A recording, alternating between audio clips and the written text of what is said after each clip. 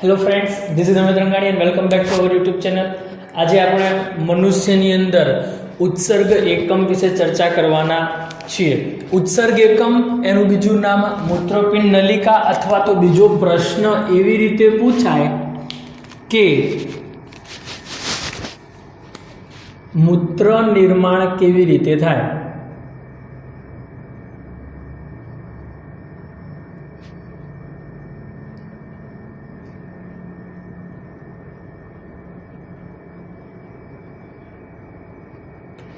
ચાર માર્ક્સનો આઈએમપી પ્રશ્ન છે. આ પૂછાય છે. પહેલા સૌપ્રથમ એની આકૃતિ આવશે, ત્યારબાદ એની રચના આવશે અને ત્યારબાદ એની કાર્યપદ્ધતિ આવશે. તો આકૃતિ જોડે જોડે દોરતા જઈશું. સૌપ્રથમ દોરવાની શરૂઆત ડાબી બાજુથી કરીશું. તમારા ચોપડાની અંદર આખા પેજમાં સમાવેશ થશે. આખા પેજની અંદર આડી આવશે આકૃતિ, તો દોરવાનો જોડે જોડે દોરતા રહેશો.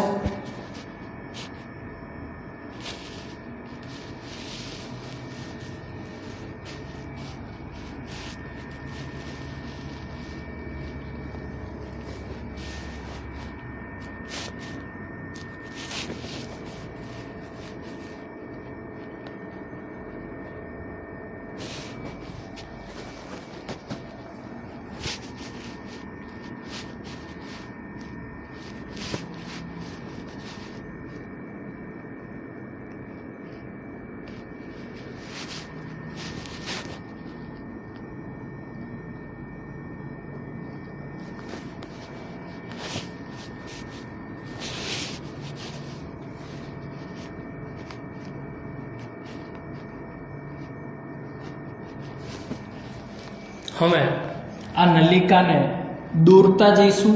શાંતિથી ધ્યાન રાખજો, જોડે જોડે દોરવાનો પ્રયત્ન કરશો.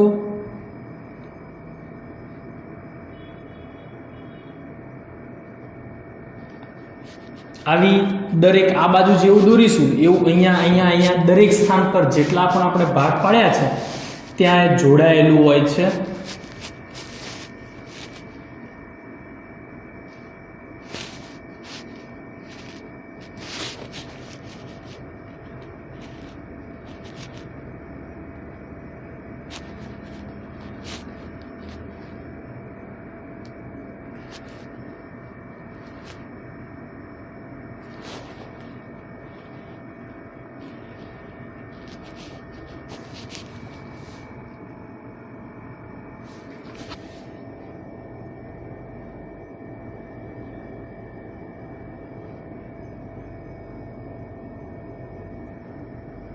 બેવડી લાઈન એટલે કે નલિકાઓ કરતું જવાનું, કારણ કે ડબલ લાઈનમાં જ આગળ વધે નલિકા સ્વરૂપે દર્શાવવા માટે.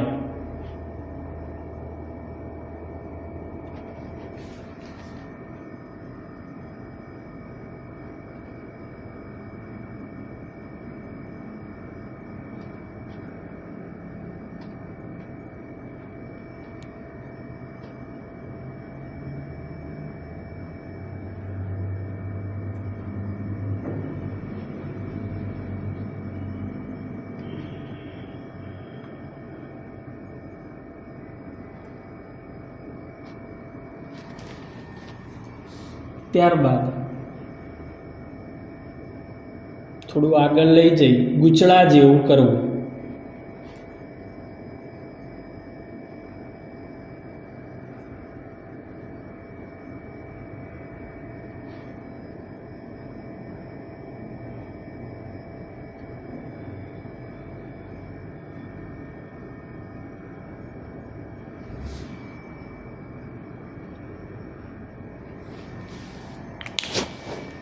થોડું વધારે કરવાનું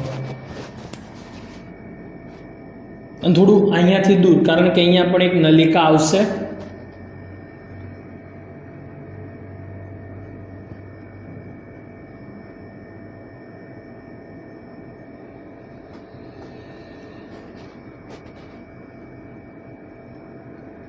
ડબલ લાઈન જ જવા દેવાની છેક સુધી.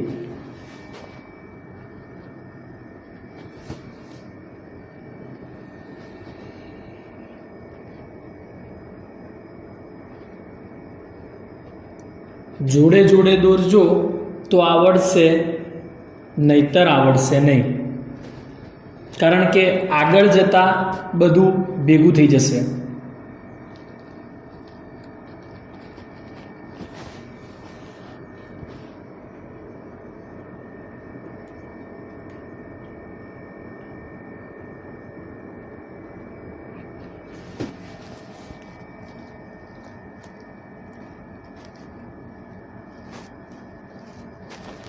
કશું નથી, ડબલ લાઇનમાં યુ શેપ. હવે જેવું ગૂંચળું અહીંયા કર્યું એવું જ ગૂંચળું અહીંયા કરીશું.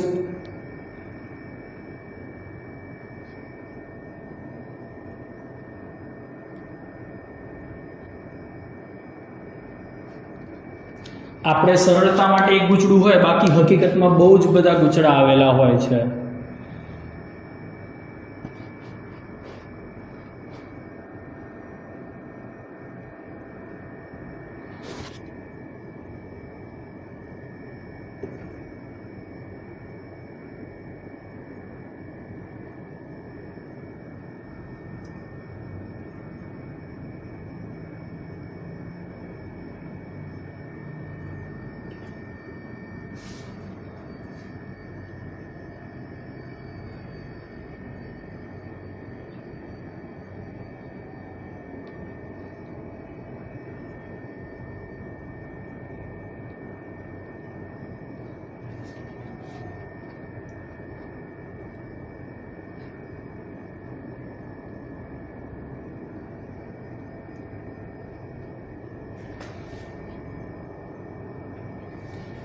હવે થોડું આગળ લંબાવી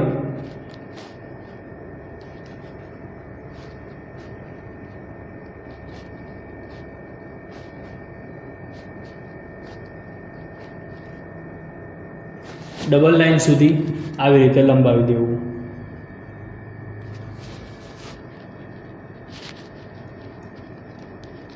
અને ત્યારબાદ હવે અહીંથી જોડીશું.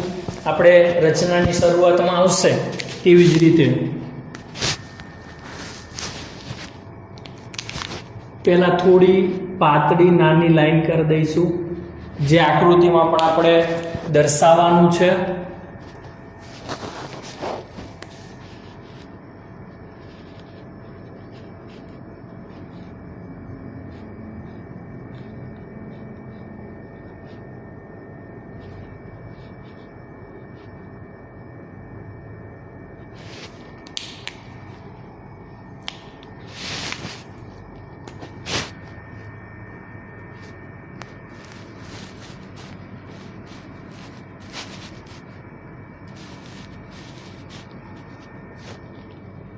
આમાં પણ ડબલ લાઈન જ જોડે જોડે જ કરતા જજો.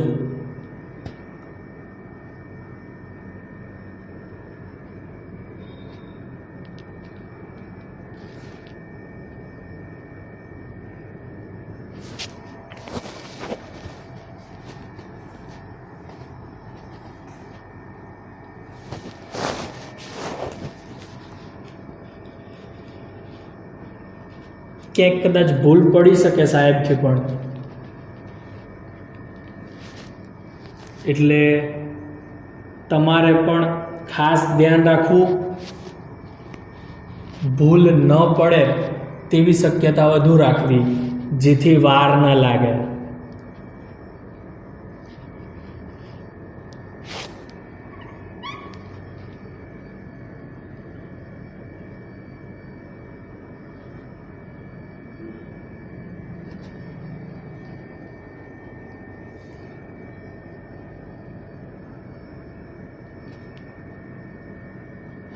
દોરવાનું ડબલ લાઈનમાં જ રહેશે. ત્યારબાદ અંદર આવા ગૂંચળા કરવા.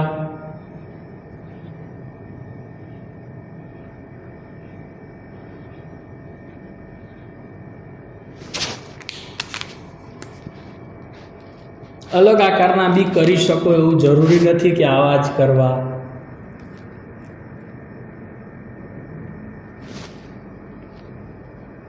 પણ થોડું વ્યવસ્થિત દેખાય તેવા કરવા.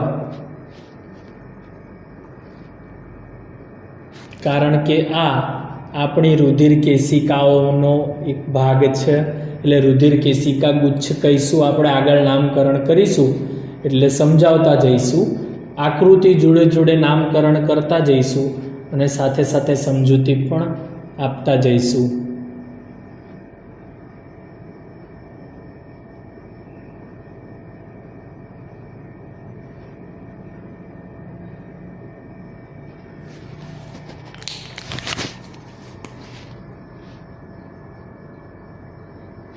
હવે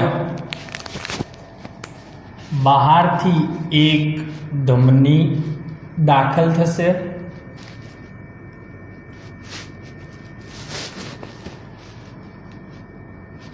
અને બીજી એક ધમની બહાર આવશે.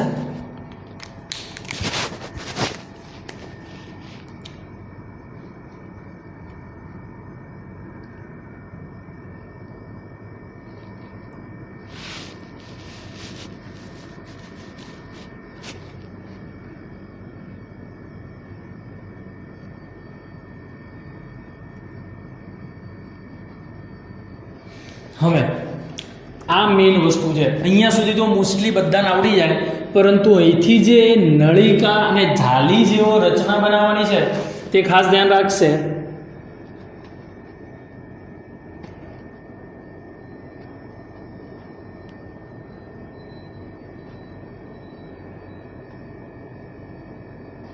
જાળીકાકાર રચના બનાવી દેવી.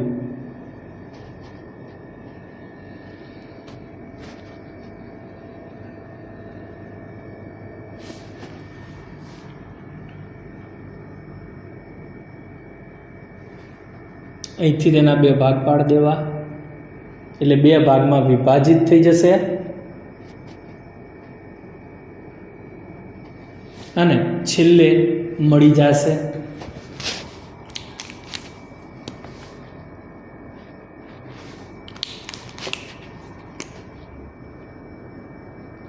આ પણ ડબલ લાઇનમાં નલિકા જ છે, એટલે એની રચના પણ ગૂંચળાકાર જ હોય,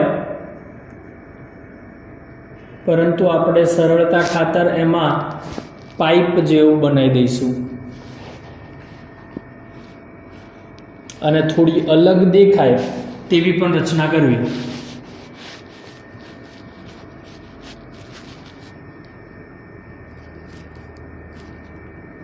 એને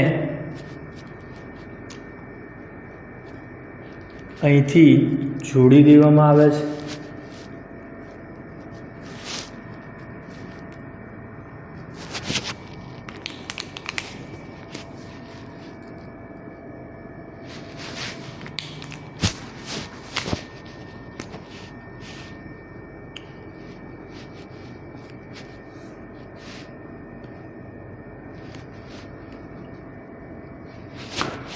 અને ત્યારબાદ ડબલ લાઇનમાં જ આગળ વધવાનું.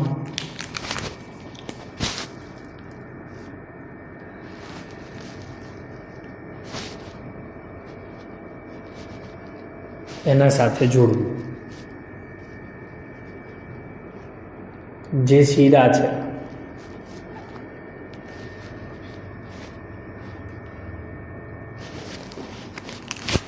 અહીં ધમની જ છે. ધમનીનો કલર ગ્રીન એટલા માટે બતાવ્યો કે લાલ અને ગ્રીન બંને એકબીજામાં, લાલ અને લીલું એકબીજામાં મિશ્ર ના થઈ જાય, ભેગું ના થઈ જાય, સમજવામાં સરળતા રહે એટલા માટે છે તો આ ધમની જ. એટલે અહીં ધમની અને શીરા એકબીજા સાથે જોડાય છે. શીરા દૂર થઈ ગઈ બહુ જ, થોડી નજીક લાવવાની જેથી દોરવામાં સરળતા રહે.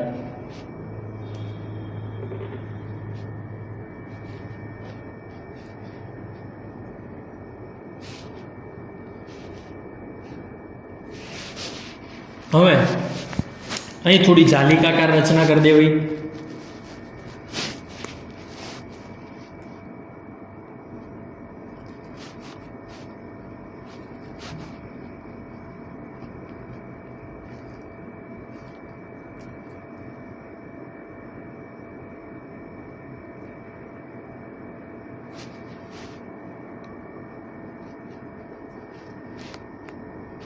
કારણ કે રુધિરનું વહન તેના દ્વારા જ થાય છે.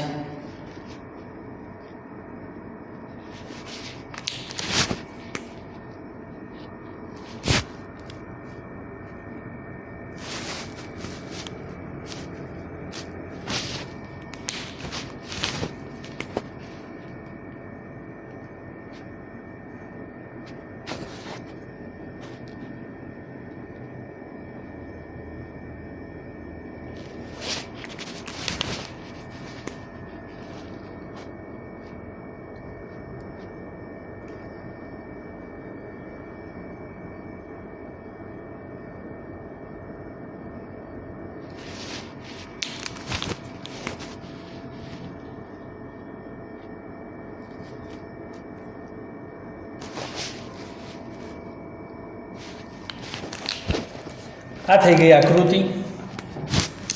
થોડીક સરળતા ખાતર તેમાં નાના નાના પેન્સિલથી ડોટ કરી દેવા, જેથી નલિકા અને રુધિર બંને અલગ દેખાય.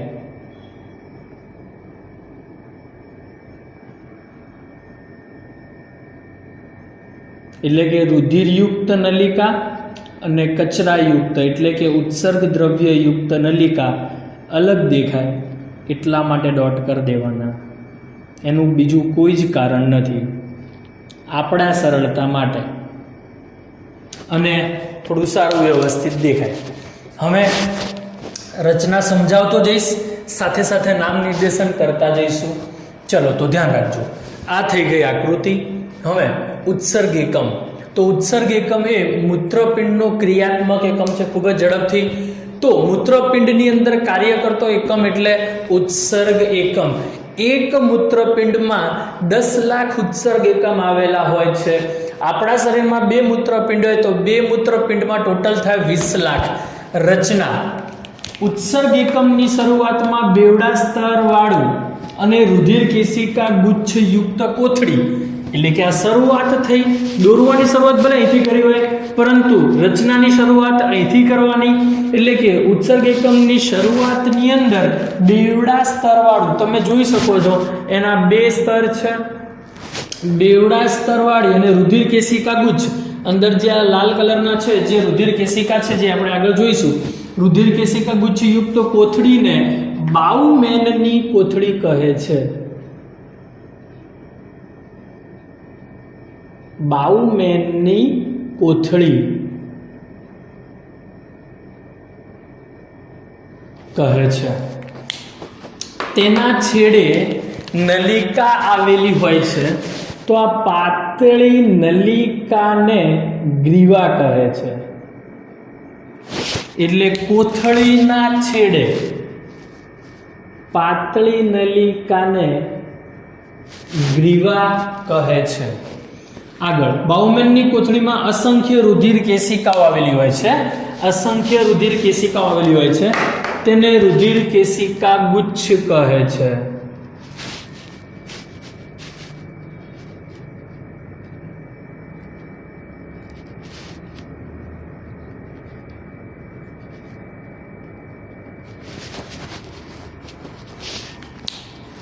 હવે બાઉમેનની કોથળીના નજીકના ભાગને નિકટતમ ગૂંચળામય ભાગ. બાઉમેનની કોથળી, તેનો નજીકનો ગૂંચળામય ભાગ એટલે નિકટતમ ગૂંચળામય ભાગ.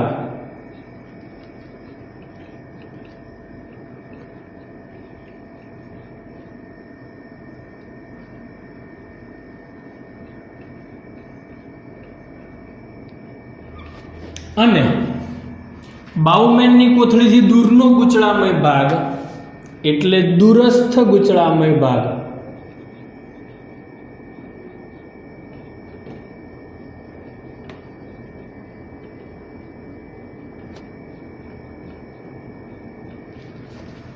હવે ઉત્સર્ગ એકમ એ સંગ્રાહણ નલીમાં, એટલે કે આ સંગ્રાહણ નલિકા ત્યાં અંત પામે છે.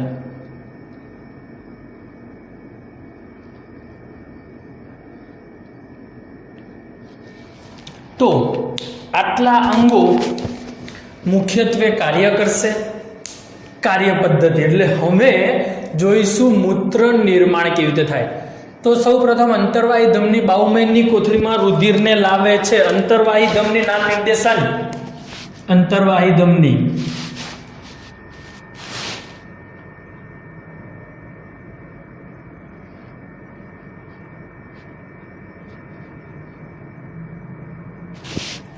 તો આપણા શરીરનું જે રુધિર જે જેનું ગાળણ કરવાનું છે તે અહીંથી અંતર્વાહી ધમની રુધિરને બાઉમેનની કોથળીમાં લાવે છે. એટલે બાઉમેનની કોથળીમાં શું આવેલું હોય? બાઉમેનની કોથળીમાં અસંખ્ય રુધિર કેશિકા ગુચ્છ આવેલા હોય. આ અસંખ્ય રુધિર કેશિકા ગુચ્છમાં ઉચ્ચ દબાણ ઉત્પન્ન થાય. કારણ કે ગૂંચળાવાળો ભાગ એટલે રુધિર આગળ વધી શકે નહીં. રુધિર આગળ ના વધે તો દબાણ ઉત્પન્ન થાય ને આ ઉચ્ચ દબાણને કારણે રુધિરમાંથી યુરિયા અથવા યુરિક એસિડ, યુરિયા અને યુરિક એસિડ આમાંથી દૂર થાય છે. એની સાથે સાથે એમિનો એસિડ, ગ્લુકોઝ, ક્ષાર અને પાણીનું શોષણ થાય છે. એટલે કે મોટા ભાગનું રુધિર આ બાઉમેનની કોથળીમાં ગળાઈ જાય, મોટા ભાગનું ગાળણ થઈ જાય. તો આમ એ પ્રક્રિયાને ગાળણ કહેવાય. હવે તમે જોઈ શકો કે ભાઈ બેવડા સ્તર વાળું શું કરવા લખ્યું હતું. કારણ કે બેવડા સ્તર વાળું એટલા માટે લખવામાં આવે કારણ કે તેને દબાણ ઊંચું હોય એટલા માટે તેની સ્તર એટલે કે તેને બેવડી દિવાલ વાળી રાખવામાં આવે છે. તો એ શોષણ કરે છે અને રુધિરનું ગાળણ થાય છે. એટલે કે બાઉમેનની કોથળીમાં મોટા ભાગના રુધિરનું ગાળણ થઈ જાય. હવે ગાળણ થાય એટલે બે વસ્તુ છૂટી પડે, શુદ્ધ રુધિર અને ઉત્સર્ગ દ્રવ્ય. ઉત્સર્ગ દ્રવ્ય એટલે કચરો. તો એ કચરો ગ્રીવા મારફતે આગળ વધશે અને શુદ્ધ રુધિર બહિર્વાહી ધમની દ્વારા, બહિર્વાહી ધમની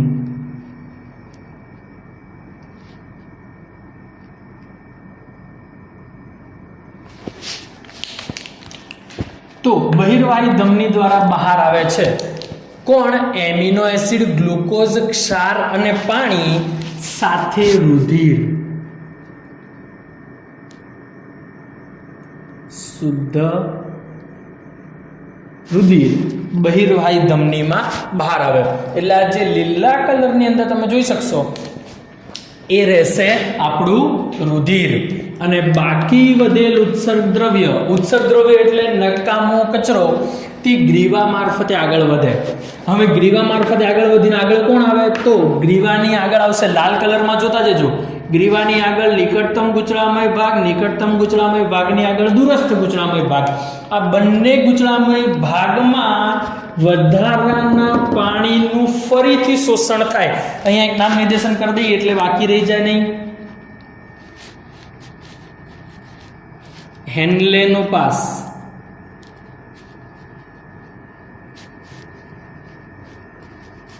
હેન્લેનો પાસ કે જ્યાં પુનઃ ગાળણ થઈને જે વધારાનું પાણી જેને શોષ્યું હતું તે ફરીથી રુધિરમાં ઠાલવે છે અને વધેલા પ્રવાહીને, વધેલું પ્રવાહી એટલે અહીંથી એક વખત, બીજી વખત, બે વખત ગાળણ થઈ ગયા બાદ અહીં હવે જે અહીંયાથી વધેલું જે પ્રવાહી આવશે તેને મૂત્ર કહીશું અને તે મૂત્ર હવે અહીંયા સંગ્રહણ નલિકામાં જાય છે.